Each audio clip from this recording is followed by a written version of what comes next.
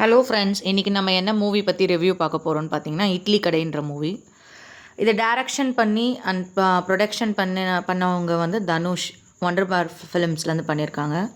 Star costing யாருன்னு பார்த்தீங்கன்னா, அருண் விஜய் வந்து இருக்காங்க. சத்யராஜ், சமுத்திரகனி, நித்யா மேனன், ஷாலினி பாண்டே, ராஜ்கிரண், பார்த்திபன்.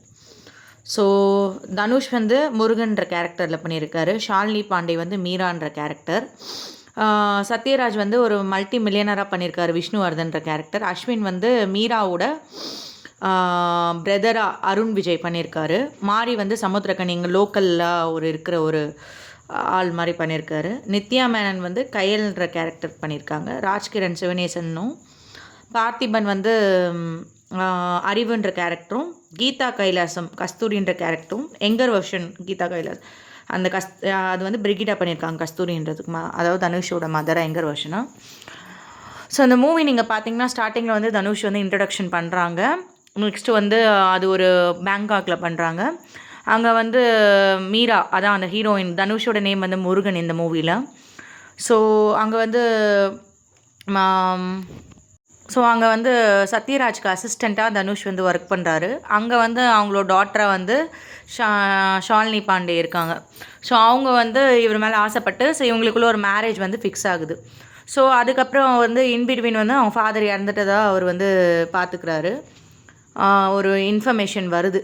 ஸோ அதுக்கப்புறம் அவர் கிளம்பி இந்தியாவுக்கு வராரு. மேரேஜ் இன்பிட்வீன் ஃபிக்ஸ் ஆகிடுச்சு. ஸோ இன்பிட்வீன் அவர் வந்துட்டு அதுக்கப்புறம் வந்து இமீடியட்டாக அவங்க அப்பா இறந்த கையோட அந்த சோகம் தாங்க முடியாமல் அவங்க அம்மாவும் இறந்துடுறாங்க. ஸோ இதை அவரால் தாங்கிக்க முடியாமல் இந்த ஹோட்டல், ஒரு சின்ன ஒரு ஹோட்டல் வச்சுருக்காங்க, சின்னதாக ஒரு இட்லி கடை கிராமத்துங்க சைட்லாம். ஸோ இதை வந்து நம்ம வந்து என்ன பண்ணுறது அப்படின்ற மாதிரி இது பண்ணி அங்கேருந்து ஸ்டார்ட் பண்ணி இவர் அந்த மேரேஜ் வேணான்னு சொல்லிடுறாரு. அங்கே இருக்க போகிறேன் அப்படின்னு. ஸோ இதை ரிவெஞ்ச் எடுக்கிறதுக்காக அருண் விஜய் வராரு.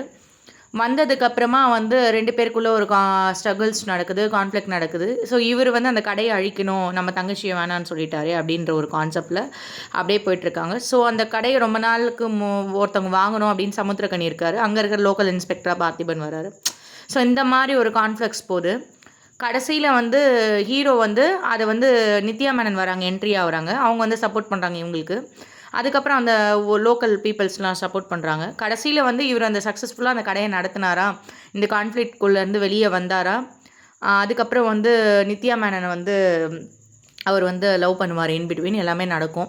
ஸோ இந்த சண்டையிலேருந்து, இந்த பிரச்சனையிலேருந்து என்ன சொல்ல வராங்கன்னா, அகிம்சை தான் ரொம்ப வந்து இம்பார்ட்டன்ட். ஸோ எதையுமே வந்து சண்டை போட்டு ஜெயிக்க முடியாதுன்றது தான் அந்த படத்தோட ஸ்டோரி. நீங்கள் போய் பாருங்கள். பிடிச்சிருந்தா லைக் பண்ணுங்கள். இந்த மூவி நல்லாவே இருக்குது எமோஷ்னலாக. ஸோ பிடிச்சிருந்தா தேட்டரில் போய் பாருங்கள், லைக் பண்ணுங்கள், சப்ஸ்கிரைப் பண்ணுங்கள்.